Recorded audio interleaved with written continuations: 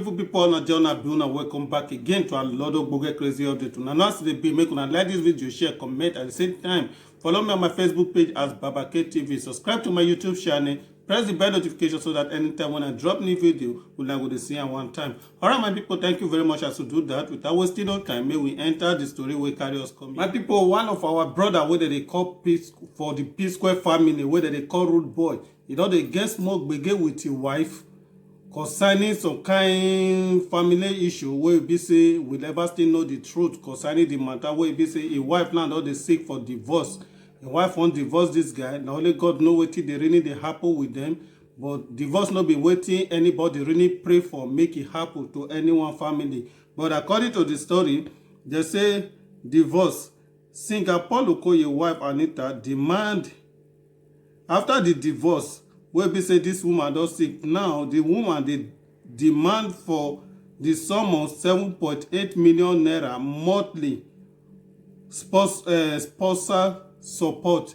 Now this woman don dey demand for 7.8 million naira to take care of his wife. But our brother wey dey call Peter the Paul Okoye now, the guy dey talk say he never received the divorce paper from the wife. But a lot of things don dey go on between him and his wife. We don't really know wetin dey happen. Whether this guy dey abuse the wife for house, nobody really know this truth concerning the matter.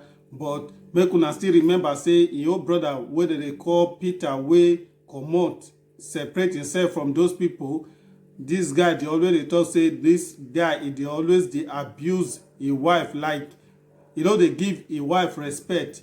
And he no go fit stand dey see person wey no dey give his wife respect, he no dey give his family respect, he go still try to dey mingle with those people. Make una drop una comment and una opinion below. Make una tell me wetin una really reason concerning this divorce matter wey be say e dey happen to this guy and his wife. The problem wey dey here now be say this guy and this girl, they don know right from time before they even get money, before they even know them as P Square.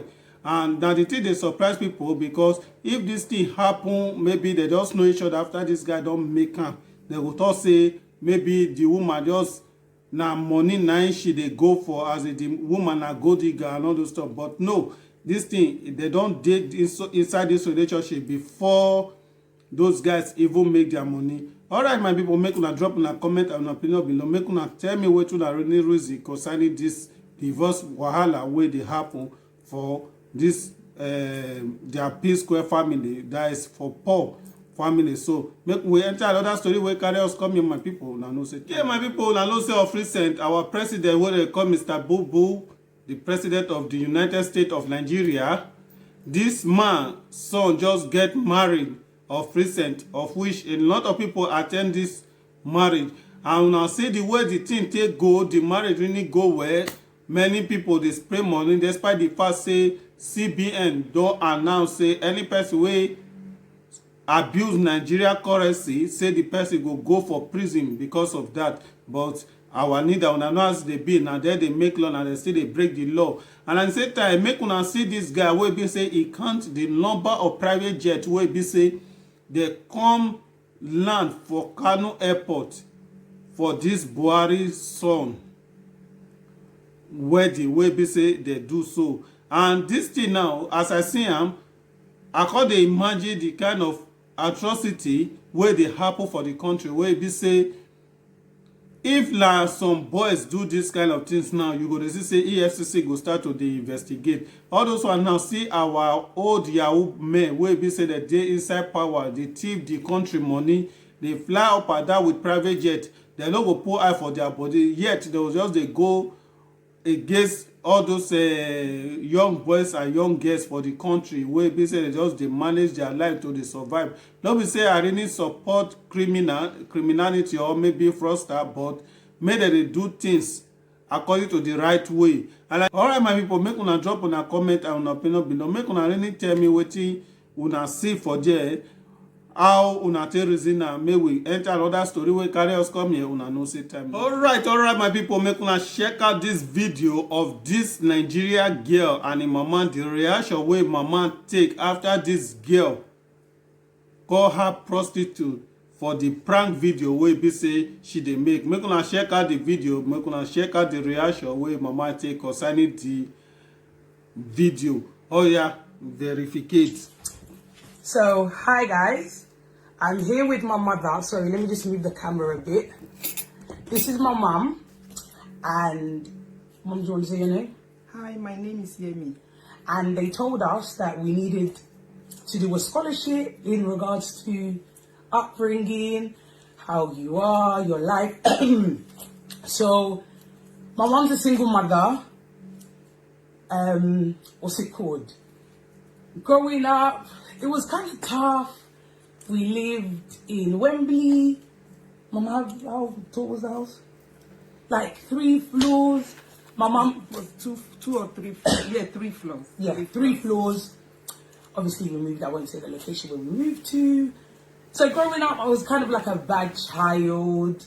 Mom used to work 2 jobs. She used to leave us at home by ourselves and everything. Then it got to a stage where my mom started prostituting. Show ya Wereni. Fiola.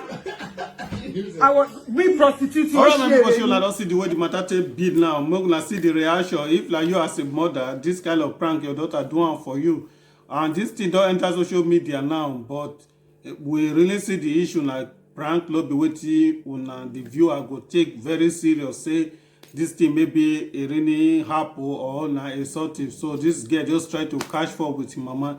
Make una tell me wetin una raise concerning the prank.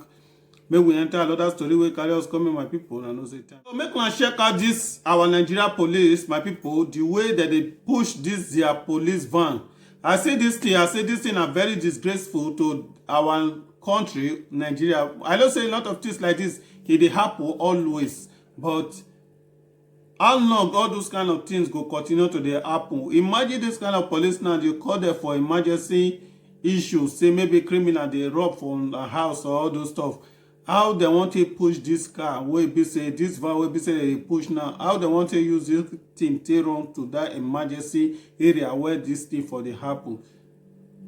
So I really hope say our Nigeria government, the federal government, really look into this thing. In fact, if na to change all those motto, e no mean say na all those bad they will continue to dey use. Go so many other foreign countries that they use better car till they run everything wey be say that they run.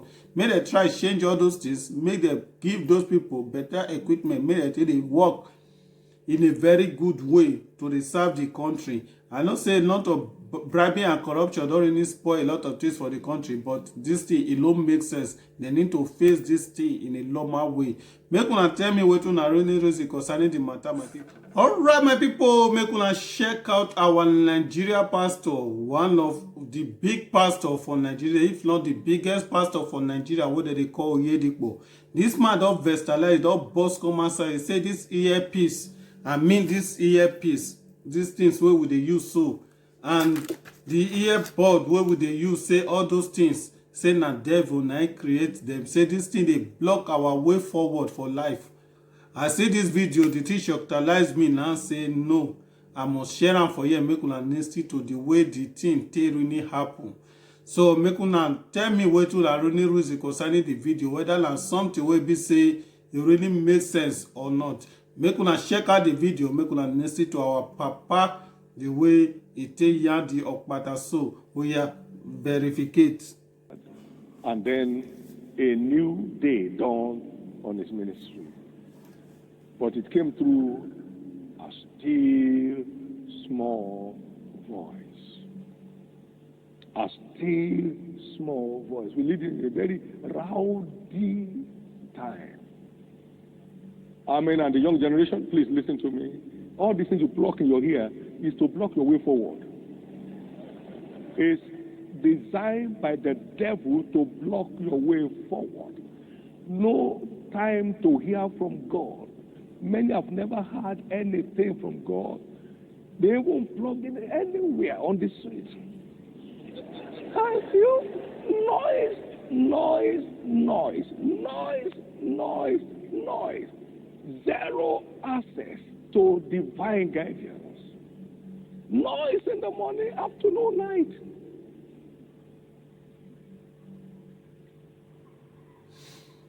We had a situation in South Korea. I saw it in one document and one publication. Now, 10,000 churches were set to close down within 10 years, an average of 1,000 churches per year. Why? Children, young people will sit down in church, don't hear nothing, sir. In fact, service will end, we are told, and they won't know until they look around and see that there's nobody around anymore. It's as terrible as that. The devil wants to destroy the faith of the future generation.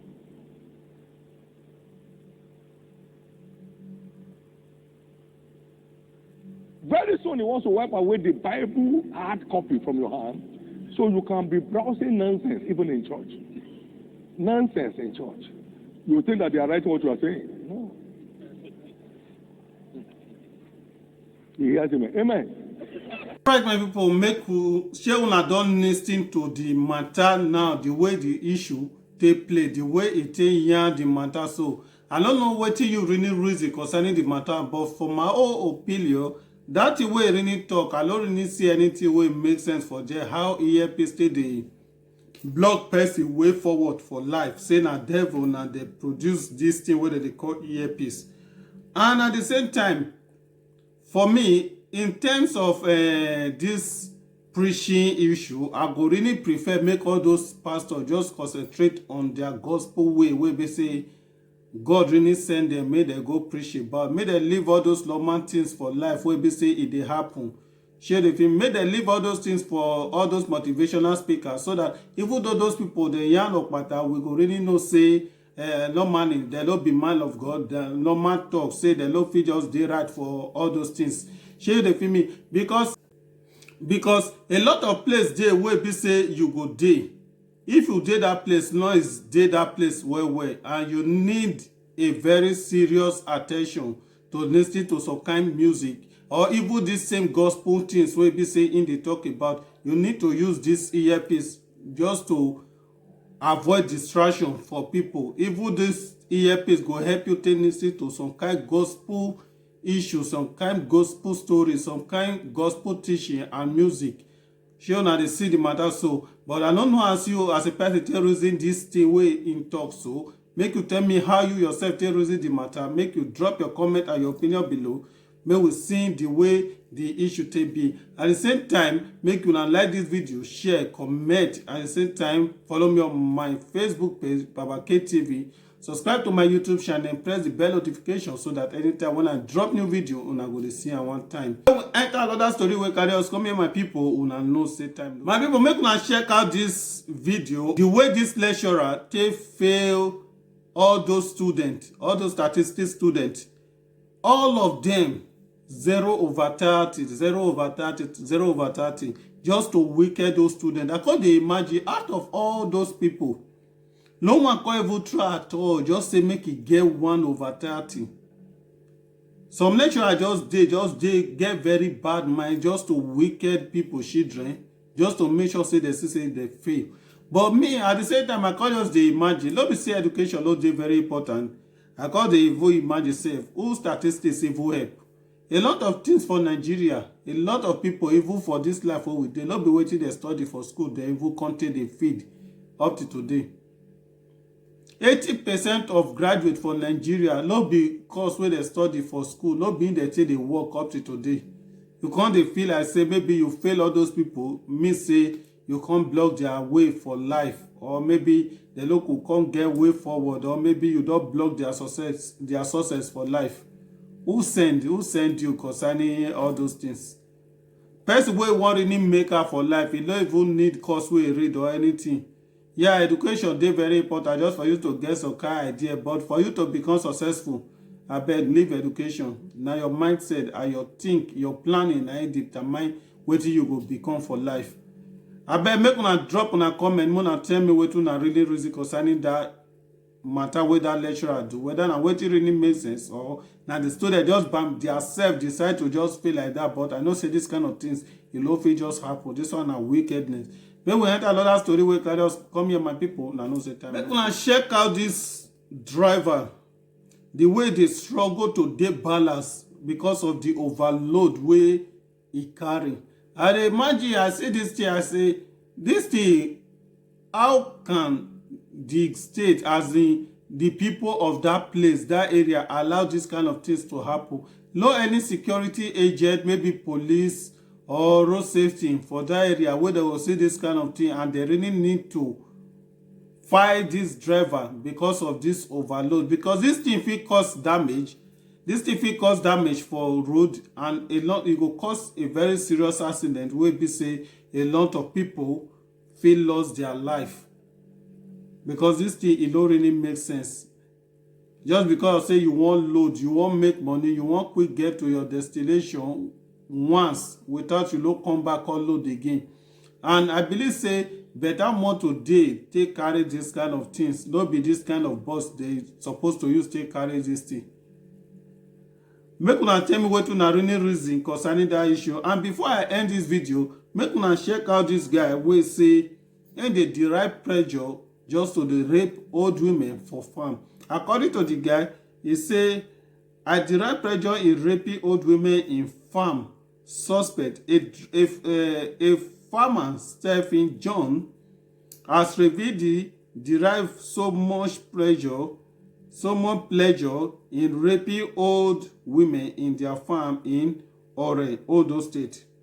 Stephen was arrested by police detective in the state after he raped a lady, Fatima Yaya, who was sent on an errand by her mother.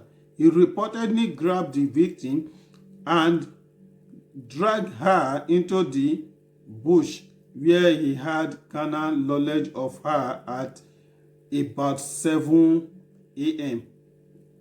According to the state police commissioner, Bolaji Salami described the suspect as a serial rapist, adding that he ambushed and raped women in their farm